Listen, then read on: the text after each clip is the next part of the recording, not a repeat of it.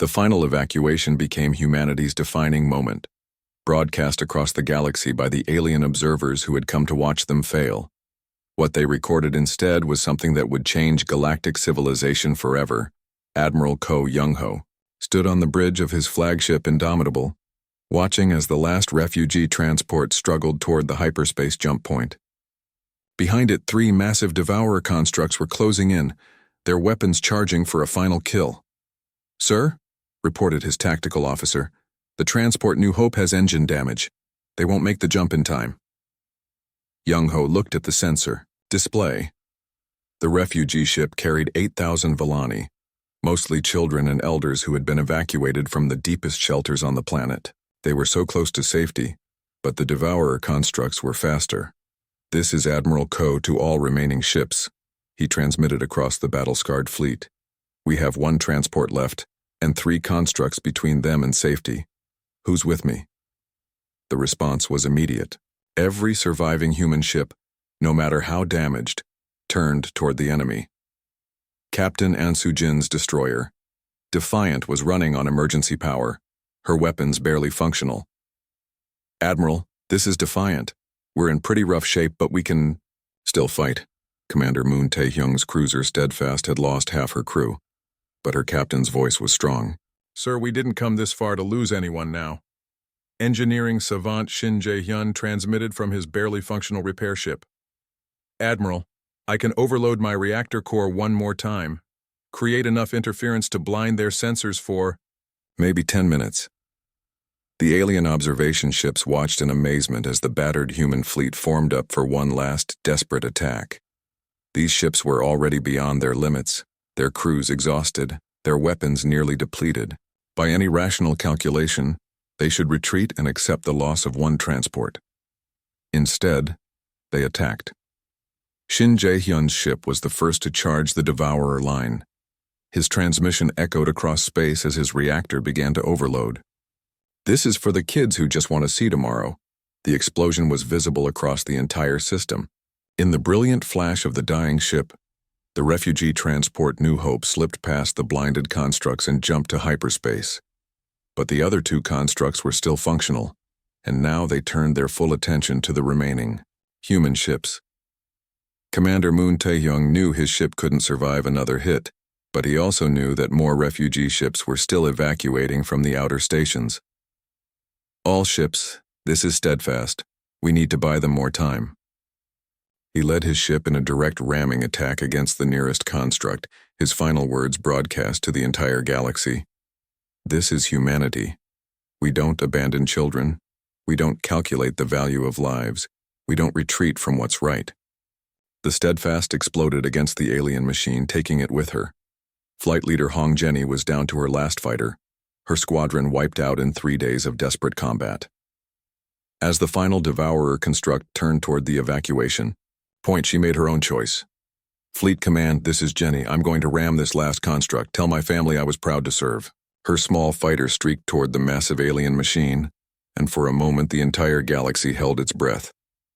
The explosion seemed tiny against the enormous construct, but it was enough.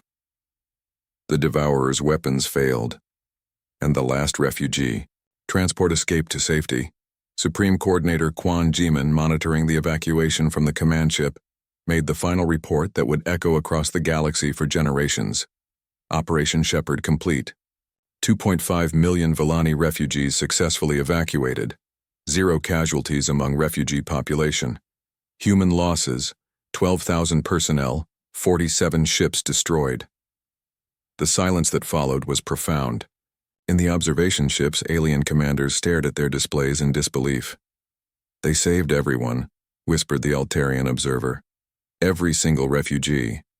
At a cost of 12,000 of their own people," added the synthesis representative, its mechanical voice showing something like awe. "For strangers," said the Voidwalker observer quietly. "They died for complete strangers with no strategic value." Back on Earth, President Kang Min-ho addressed the galaxy from the United Nations headquarters. The speech was broadcast on every channel, translated into every language, watched by billions of beings across known space. "To the civilizations of the galaxy," he began. "You asked us why we helped the Volani. You couldn't understand our motives. Because you measure everything by profit and strategic advantage. You forgot something that we never will. He paused, looking directly into the camera. Every life has value. Every child deserves a future. Every people deserves the right to exist. We didn't save the Villani because we could profit from it. We didn't save them because it was strategically wise. We saved them because they needed saving, and we had the power to help. His voice grew stronger. You called us emotional and unstable. You said we make decisions with our hearts instead of our computers. You were right, and we're proud of it. The response from the galactic community was immediate and divided. The major powers condemned humanity's reckless interference, but something else was happening across the galaxy. Ambassador Choi Seo-young reported from the Galactic Council Station. Sir, we're receiving communications from smaller species across the galaxy. They're asking about asylum policies, about immigration to human space. Word is spreading about what we did. On the frontier worlds, species that had been ignored or oppressed by the major empires began to look toward humanity with hope. If the humans would risk everything to save complete strangers, what might they do for allies? The Keth Confederacy, a group of mining worlds bullied by the Altarian Empire, sent a secret delegation to Earth. The Spiral folk, whose trade routes had been seized by the Synthesis Collective, requested protection under human law. Dozens of smaller civilizations began reaching out to humanity, not for conquest or domination, but for something they had never found among the major powers: simple justice. But the most important change was happening in human space itself. Chief or Colony Administrator Jong Yu-jin was overseeing the construction of New Valen, the largest refugee settlement in human history. What she found there surprised everyone. The integration is happening faster than we ever imagined, she reported to Earth Command. Villani quantum sight and human engineering are creating breakthroughs we never dreamed of. But more than that, they're teaching our children their songs, their stories, their way of seeing the universe. Dr. Shim Wanwoo, working with Villani scientists, announced the first major breakthrough: instantaneous communication across the galaxy. Their ability to perceive quantum fluctuations naturally, combined with our technology, has made faster-than-light communication a reality. We can now talk to ships on the other side of the galaxy in real time. But cultural liaison Pak Hyerin discovered something even more valuable. The Villani have a completely different way of understanding art and beauty. Their songs incorporate quantum harmonics that humans can barely perceive, but when we try to learn them, it opens up entirely new forms of expression. The refugee camps became cultural melting pots where human and Villani children played together, learned from each other, and created something entirely new. Elder Lumieth, now living on New Valen, spoke at the dedication ceremony for the settlement's central monument, a crystal sculpture that sang with the voices of both species. The humans saved our lives, she said, her crystal features glowing with emotion. But we gave them something too. We gave them the gift of seeing the universe through different eyes. Together, we are stronger than either species could be alone. As news of these developments spread across the galaxy, something unprecedented began to happen. The major powers who had dismissed humanity as emotionally unstable began to realize what they had lost. Trade Minister An Soyan reported increasing requests for technology sharing and cultural exchanges. Sir, the Altarians are offering massive trade concessions for access to our quantum communication technology. The Synthesis Collective wants to study our emotional decision-making processes. Even the Voidwalkers are asking about immigration policies. But President Kang Min-ho's response was simple and direct. Tell them that our technology and our friendship are available to anyone who shares our values. Anyone who believes that every life has value, that the strong have a duty to protect the weak, that some things are more important than profit margins. The galaxy was learning that humanity's greatest strength wasn't their ships or their weapons or their technology. It was their unwavering belief that doing the right thing was more important than doing the profitable thing, and that belief was about to change everything. The rescue fleet arrived at Velen Prime to find a system in chaos. Captain Yoon Hejin, commanding the escort destroyer Resilience, was the first to detect the massive energy signatures sweeping through space around the dying planet.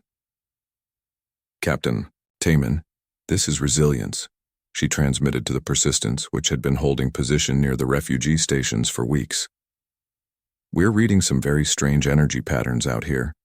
Taemin's tired voice came back immediately.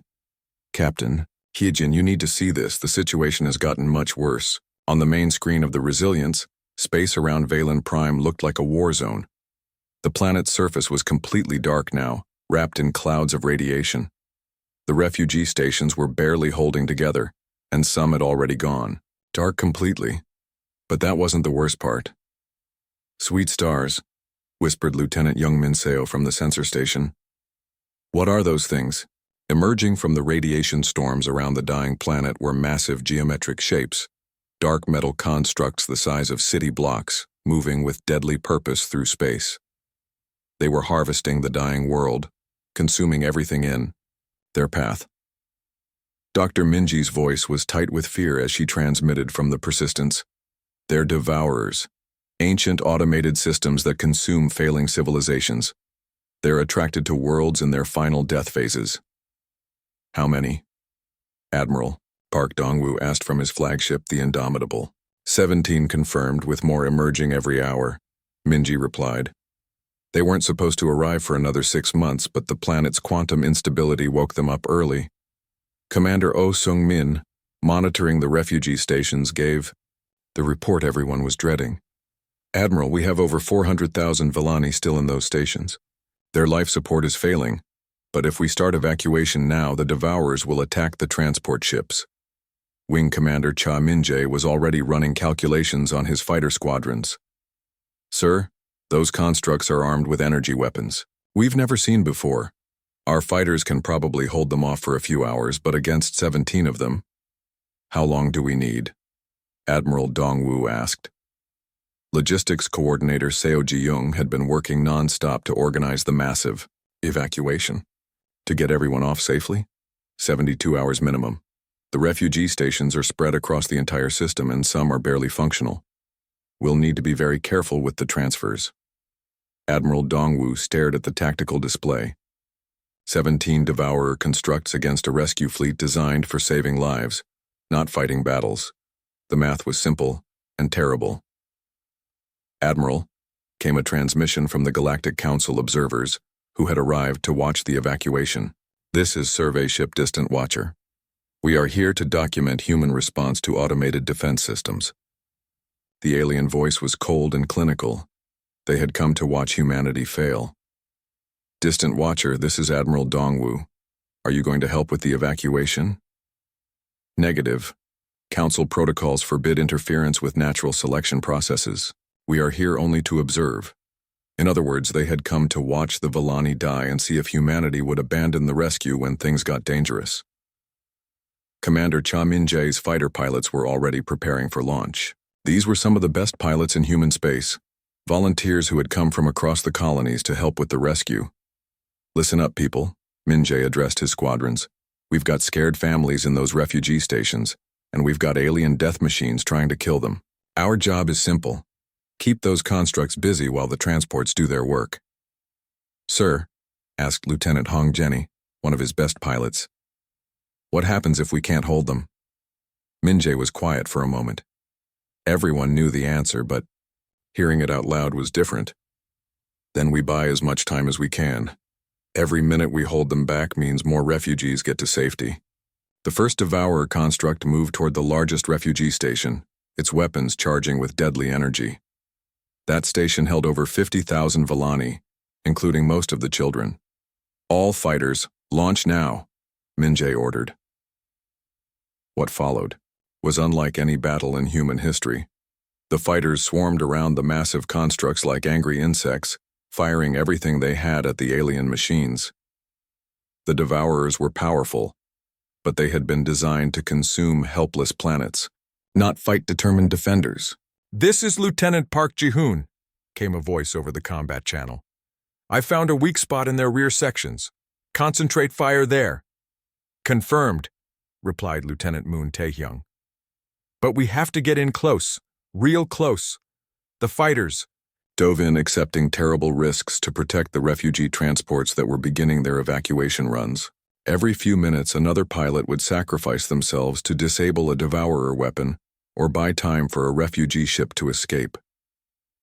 On the Indomitable, tactical genius Lim Hanol was coordinating what she called the Scattered Star Protocol, using human ships as decoys while Volani transports escaped through hyperspace corridors. "Admiral, I need 12 destroyers to act as bait," she reported. "They'll have to get close enough to the constructs to draw their attention, then try to survive until the transports are clear." "Survivors?" Admiral Dongwu asked. "Unlikely," Hanil admitted. "The constructs are learning our tactics.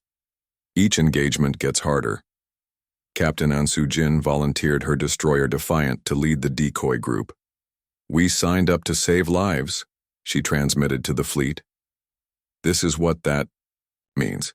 The battle continued for 3 days and nights. Human ships threw themselves at the devourer constructs while refugee transports fled toward safety.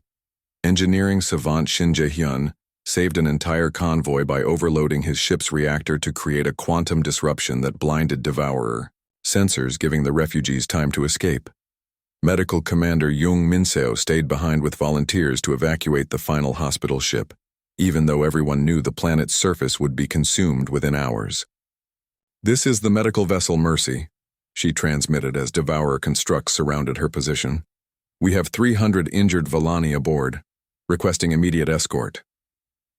"Mercy, this is Commander Moon Taehyung. Help is on the way." Moon led what was left of his squadron in a suicidal charge against 5 devourer constructs, buying just enough time for the medical ship to reach the evacuation point. His final transmission echoed across the fleet.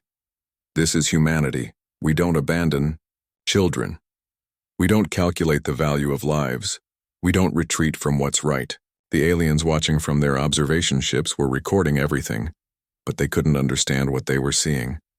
To them, the humans were acting completely irrationally, throwing away valuable ships and trained personnel for refugees, with no strategic importance. "Why do they continue?" asked the Altarian observer. "They have rescued over 2 million already. Why sacrifice more ships for the remainder?" "Perhaps they are malfunctioning," suggested the synthesis representative. But Elder Lumith, monitoring the battle from one of the rescued refugee ships, understood perfectly. She opened a channel to all human ships. "Brave humans," she said, her crystal voice carrying across the fleet. "We know what you are doing for us. We know what you are sacrificing. Our children will sing songs about this day for 1,000 generations." On the final day, with the last refugee transport approaching the evacuation point, Captain Yoon Hyejin made the ultimate sacrifice. Her ship Resilience was badly damaged, her crew reduced to a skeleton force, but she still had one card to play. "All ships, this is Resilience. I'm going to ram the lead construct. The explosion should create enough interference for the final transport to get clear." "Captain Hyejin, wait," Admiral Dongwu began. "No time, Admiral. There are children on that transport. They deserve to see tomorrow." The Resilience accelerated toward the massive devourer construct, her remaining crew singing an old Earth song as they flew into certain death. The explosion lit up space like a new star, and in that brilliant light, the final refugee ship disappeared into hyperspace. When the battle was over, the human rescue fleet had lost 47 ships and 12,000 brave souls, but every single Volani refugee had been saved. 2.5 million people who had been abandoned by the galaxy were now safe in human space. The alien observers sat in their ships, trying to understand what they had witnessed. The humans had achieved a perfect evacuation while fighting. Impossible odds. They had saved every single refugee, including the sick and injured, without leaving anyone behind. "This is Survey Ship Distant Watcher to Galactic Council," the lead observer transmitted. "The humans have completed their evacuation. All Volani refugees have been successfully relocated to human space." "And human casualties?" came the reply. 12,000 dead, 47 ships destroyed. There was a long pause. Finally, the council representative spoke again. For refugees with no strategic value? Affirmative. Another pause. Perhaps we have underestimated humanity. The galaxy was beginning to understand that when humans said, "Not on our watch," they meant it literally. They would fight impossible odds, sacrifice everything they had, and never give up until the job was done. The Volani were safe, but this was only the beginning of the change that would sweep across the galaxy. President Kang Minho stood before the United Earth Assembly, looking out at representatives from every human colony and nation. The Great Hall was packed, with billions more watching on screens across human space. This would be the most important speech of his presidency, maybe of human history. "My fellow humans," he began, his voice carrying clearly through the chamber. 3 days ago, we learned about a people called the Volani. They are dying. Their world is being destroyed by their sun, and they have nowhere to go. They have asked every major race in the galaxy for help. Every single one has said no. Murmurs rippled through the assembly. On Earth and across the colonies, people stopped what they were doing to listen. The Galactic Council has decided that the Volani are not worth saving.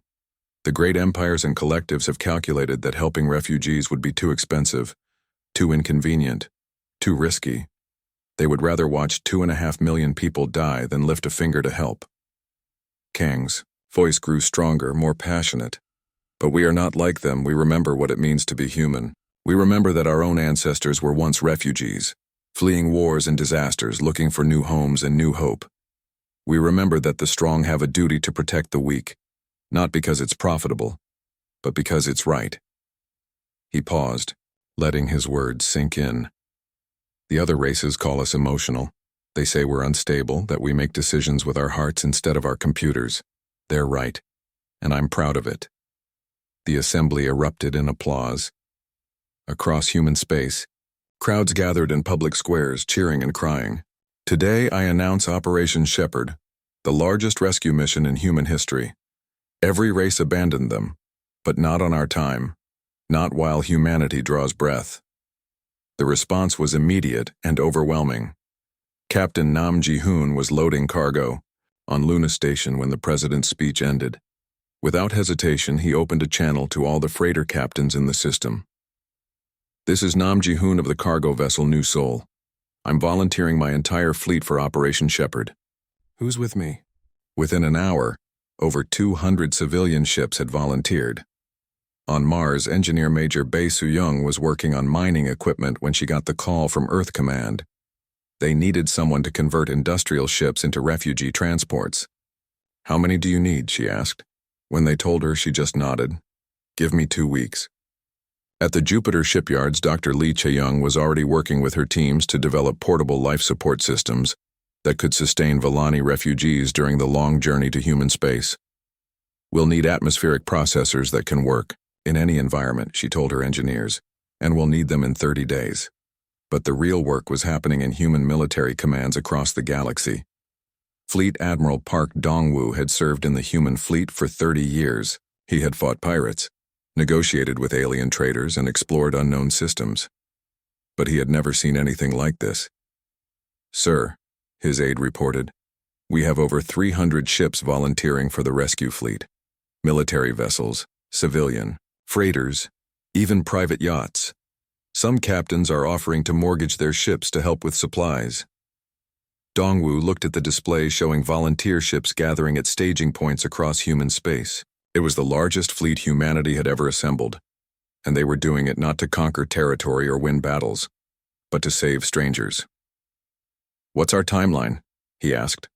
"The Volani system will be completely uninhabitable in 4 months." "Captain, Taemin reports that refugee stations are already failing. We need to begin evacuation within 6 weeks." Dongwoo nodded grimly. "Then we'd better move fast." Commander Oh Sung-min was put in charge of finding places for the refugees to live temporarily. He looked at the list of human colony worlds. Some were barely habitable themselves, still being terraformed and developed. But every single governor and colonial administrator had volunteered space. "New Montana can take 50,000, reported the governor of that frontier world. We'll convert mining camps into temporary housing. New Tokyo has space for 100,000, said another. We're clearing warehouse districts and setting up emergency shelters. Even the rough frontier colonies offered help. This is Kepler. Station, came a transmission from the edge of human space. We're just a mining outpost, but we can house 5,000 refugees. We'll make it work. Biotechnician Ryuyena was working with the few Velani scientists who had managed to escape. Their dying world early. Together, they were trying to preserve Velani culture and knowledge during the massive evacuation. Your people have such beautiful music, she told Elder Lumieth during one of their planning sessions. We want to make sure none of it is lost. The old Velani's crystal features glowed with gratitude. You humans, you care about things that have no practical value. Our songs, our stories, our art. The other races ask only about our technology and resources. Those things are what make you who you are, Yenna replied. They're the most important things to save. Meanwhile, the galaxy was watching humanity's massive mobilization with a mixture of amazement and contempt. Strategic analyst Kim Do-hyun had been monitoring alien communications, and the reports were disturbing. Sir, he told Admiral Song, the Altarian Empire is calling our rescue operation the largest waste of resources in galactic history. They're estimating we'll spend more on this than some civilizations invest in decades of expansion. And the others? The Synthesis Collective keeps running calculations trying to figure out what we're really getting out of this. They can't believe we're doing it just to help refugees. The Voidwalkers are placing bets on how quickly we'll give up when the costs start mounting. Admiral Song shook his head. They really don't understand us, do they? No, sir. To them, we're either lying about our motives or we're completely insane. The Galactic Council called an emergency session to discuss the human interference in Velani space. Ambassador Choi Seo-young attended, knowing she would face hostile questions from every major race. Hegemon Vextar, the Eternal, spoke first, his massive form radiating contempt. The humans claim they are acting from compassion, but we know better. What are they really after? What secret deal have they made with these Velani? There is no secret deal, Seo-young replied calmly. We're helping them because they need help. The chamber erupted in what could only be called alien laughter. High synthesizer Nexus Prime's mechanical voice cut through the noise. Impossible.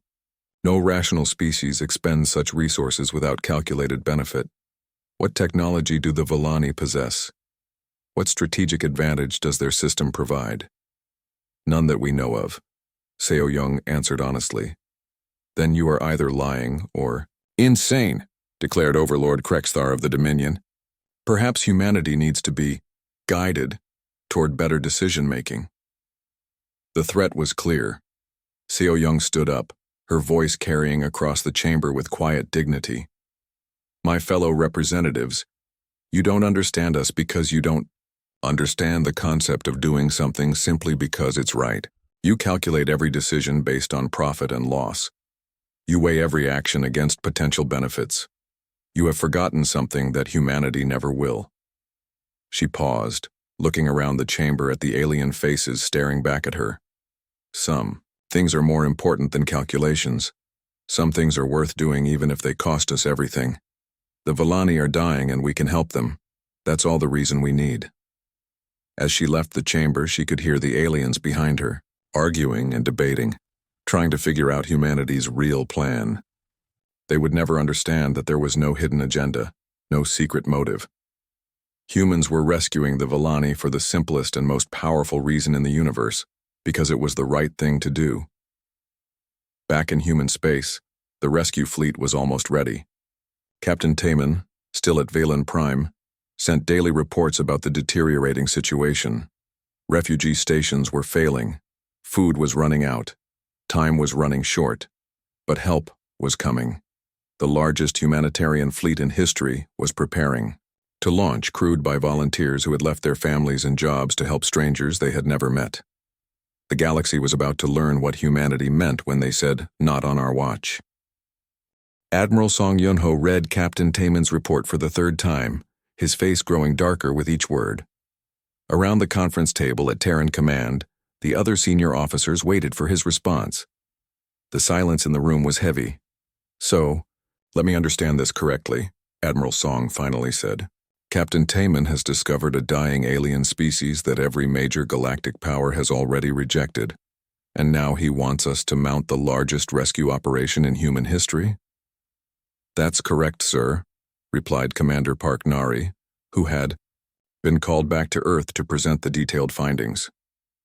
The Villani situation is desperate. Their planet will be completely uninhabitable within 6 months.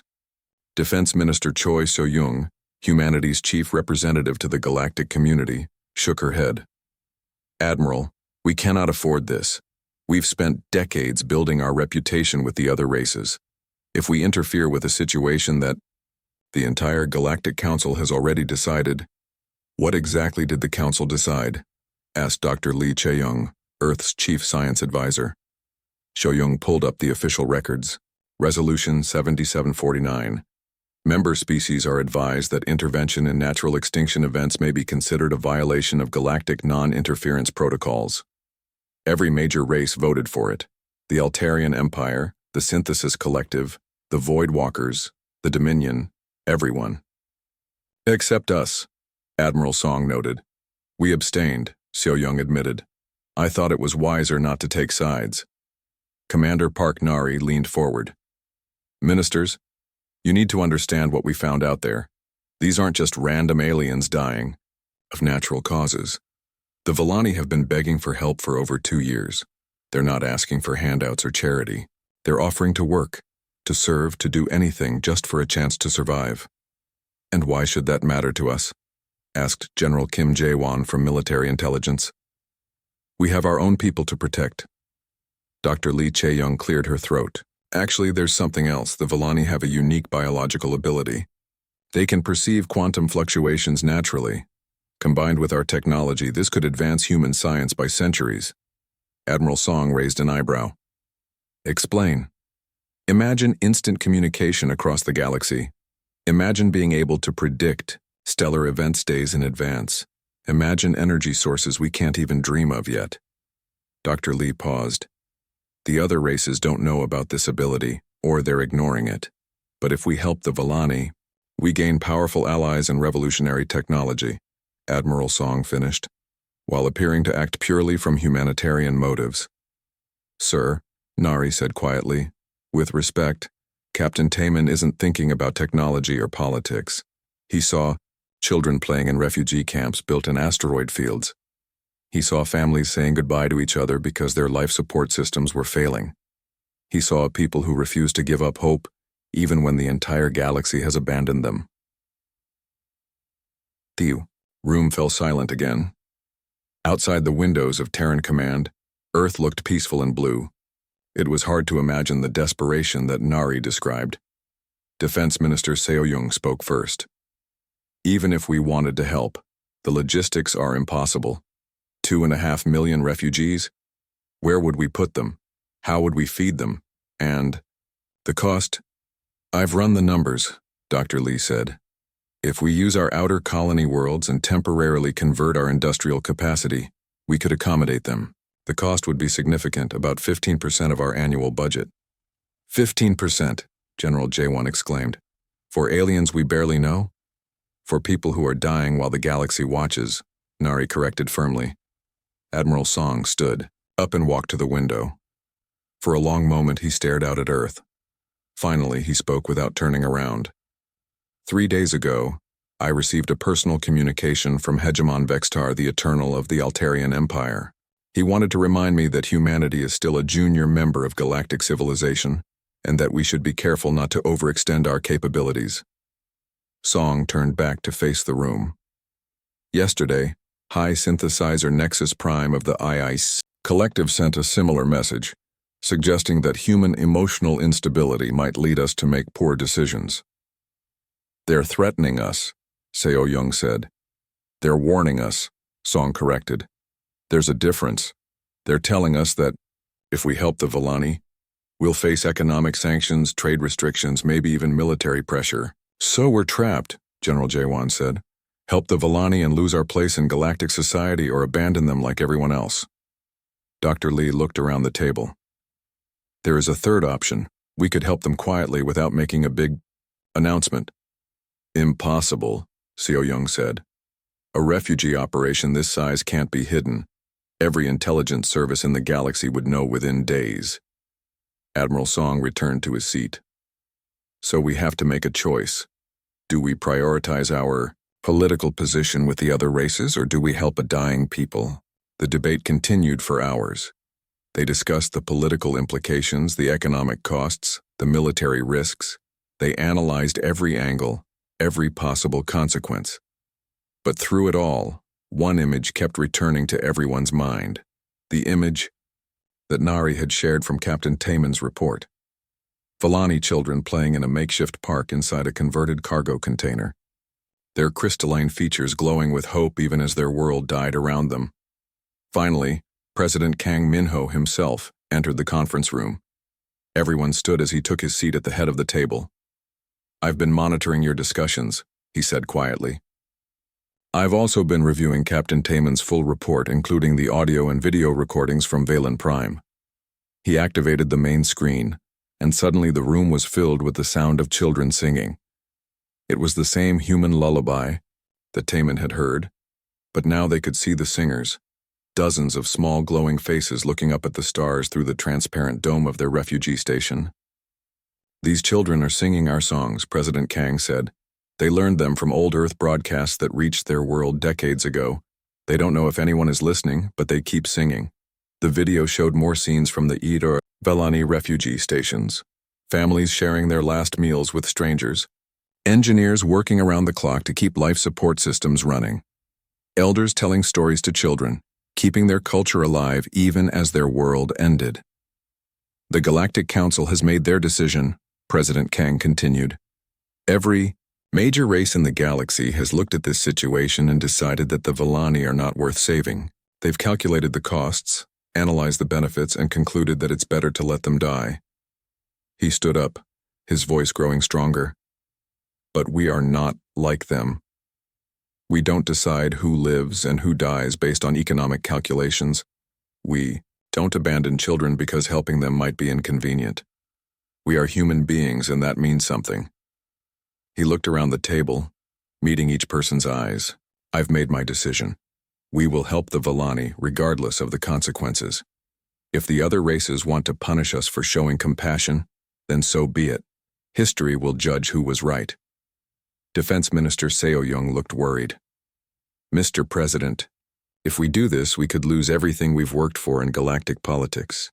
Then we'll build something better," President Kang replied. "Something based on the idea that every life has value, not just the profitable ones." Admiral Song smiled for the first time in days. "Sir, what are your orders?" "Begin Operation Shepherd. Immediately. I want every available ship converted for refugee transport. Contact our colony worlds and prepare temporary housing, and send a message to Captain Taman. Tell him help is on the way." As the meeting ended and everyone rushed to begin the massive rescue operation, President Kang remained in the conference room, staring at the screen that still showed Villani children playing and singing. Soon, those children would learn that someone had been listening after all. The galaxy was about to discover what humans meant when they said, "Not on our watch." Captain Lee Taman stared at the emergency signal flashing on his ship's main screen. The message was weak, breaking up every few seconds, but the desperation in it was clear. Someone needed help, and they needed it badly. "Nari, can you clean up this signal?" he asked his chief engineer. Park Nari's fingers flew over her controls. She was one of the best engineers in the human fleet, and if anyone could make sense of the broken message, it was her. "Give me a minute, Captain. It's coming from way out in the outer rim." The bridge of the Persistence was quiet except for the soft hum of computers. Taman's crew had been on a routine trade mission to the Altarian colonies when they picked up the distress call. Now 3 days later, they were still trying to figure out what it meant. "Got it," Nari said suddenly. The main screen flickered, and a clear voice filled the bridge. "This is Elder Lumi Eth of the Villani people. Our sun is dying. Our world burns. We have sent messages to every star nation, every council, every empire. No one will help us. Our children are dying. Please, If anyone receives this message, we are not asking for much. Just a place to live, a chance to survive. We will work, we will serve, we only want our children to see tomorrow. The message repeated 3 times, then cut to static. The bridge fell silent. Kim Jae-won, the tactical officer, was the first to speak. Captain, I've never heard of the Villani. Where are they located? Taemin turned to his science officer. Minji, what do you know about them? Dr. Yoon Minji pulled up her databases. Very little, sir. They're listed as a minor species in the Outer Rim. Population about 2.5 million. They only achieved spaceflight about 30 years ago. She paused, reading more. Their homeworld, Velan Prime, orbits a red giant star. If their sun is having problems, how bad could it be? Taemin asked. Minji's face grew serious. Captain, red giant stars can become very unstable near the end of their lives. If their sun is putting out radiation bursts, it could sterilize their entire planet within months. Taemin felt a cold weight in his stomach. And they said no one would help them? Sir, Jae-won said quietly. Maybe we should check with command before we do anything. Taemin nodded, but something about the message bothered him. The voice had been so tired, so defeated, like someone who had asked for help 1,000 times and been turned away every single time. Nari, how long to reach their system? About 4 days at maximum burn, Captain. Then plot a course, we're going to take a look. The journey to Velan Prime took them through some of the most remote space in the galaxy. Along the way, Minji tried to contact other ships and stations to learn more about the Villani situation. What she discovered made everyone on the bridge angry. Captain, I've been talking to traders and diplomats across this sector, she reported on the 3rd day. The Villani have been asking for help for over 2 years.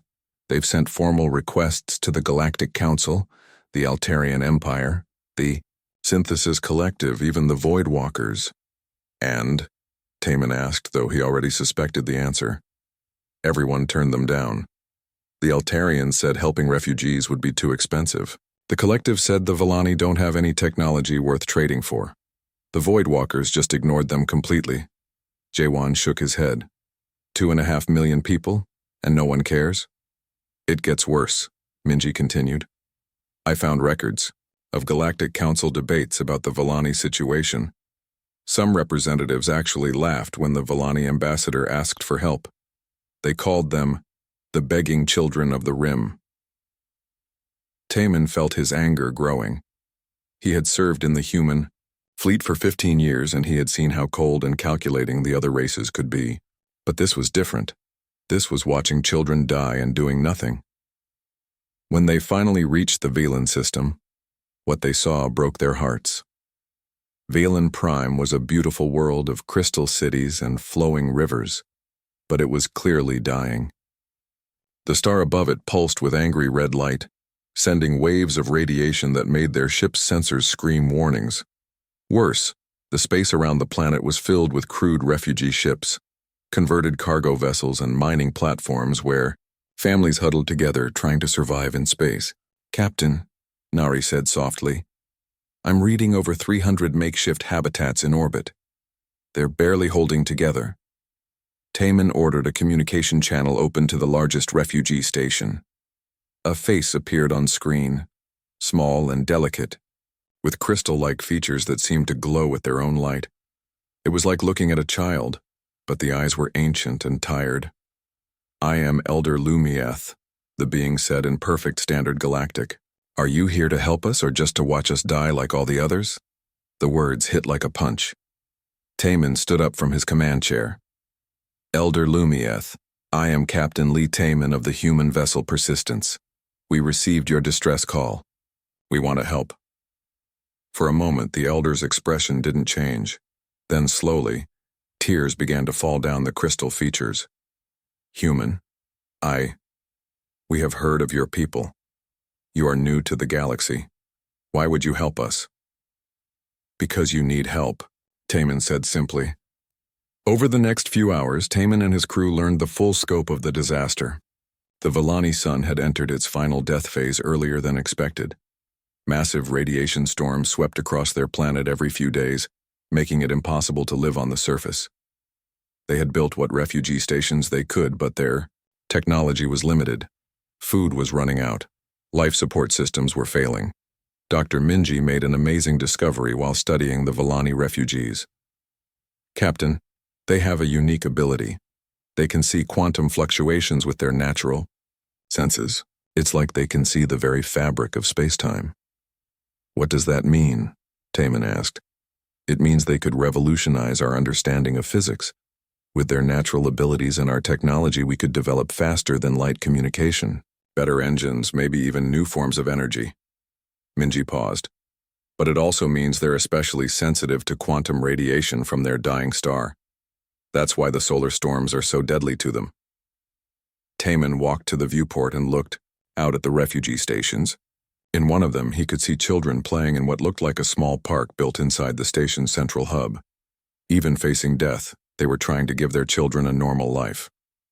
Sir, Jaiwan said carefully, what are we going to do? We can't fit 2.5 million refugees on our ship. Taman was quiet for a long moment. Then he turned back to his crew. Send a message to Earth Command. Tell them we found the Volani situation, and we're requesting permission to begin emergency evacuation procedures. Captain, Nari said, you know what they're going to say. The Galactic Council made it clear that interfering with natural selection processes could get us kicked out of galactic politics. And Admiral Song is going to want to know why we're even out here, instead of completing our trade mission. Jaewon added. Taman looked at his crew. These good people who had followed him across the galaxy to help strangers they had never met.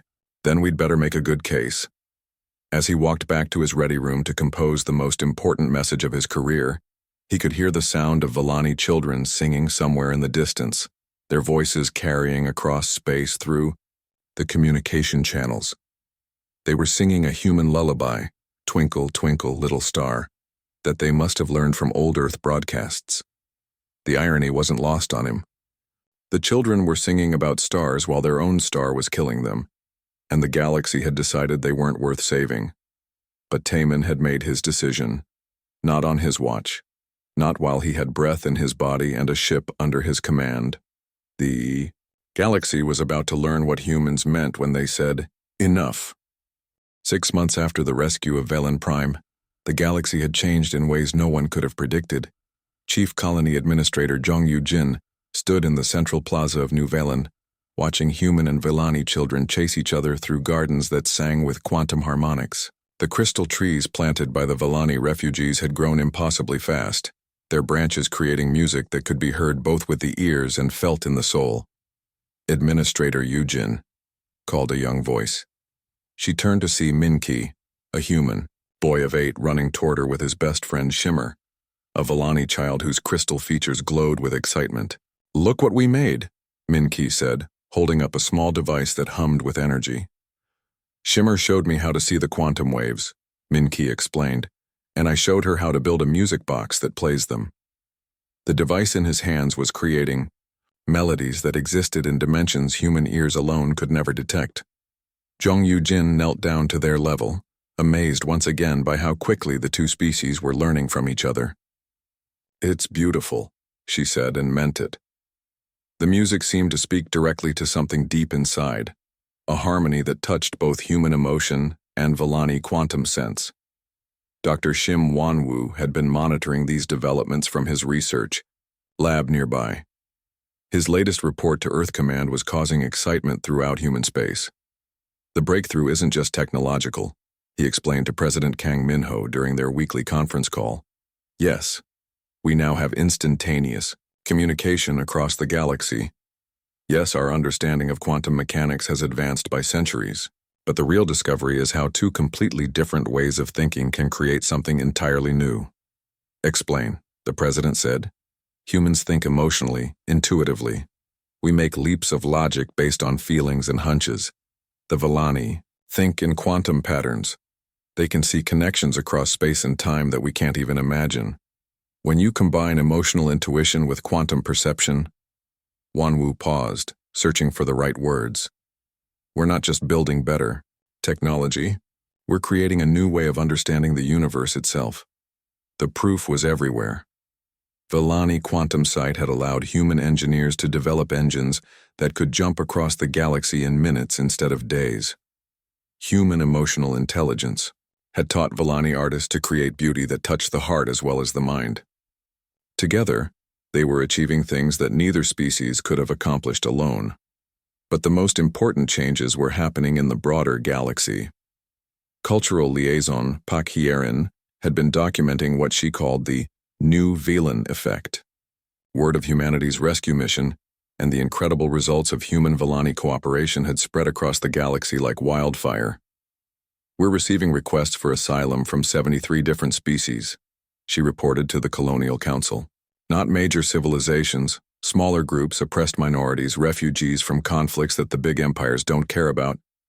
Can we handle that many? Asked Admiral Song Yunho. Sir, Hierin replied, after what we've learned from the Villani integration, I think we can handle more than that. Each group that comes to us brings new perspectives, new ways of thinking. They're not burdens, they're opportunities. Fleet Admiral Yi Gunwook commanded the new Terran-Villani combined fleet, which had become the galaxy's premier peacekeeping force. Their ships were marvels of hybrid technology, capable of appearing anywhere in the galaxy within hours thanks to Villani quantum navigation.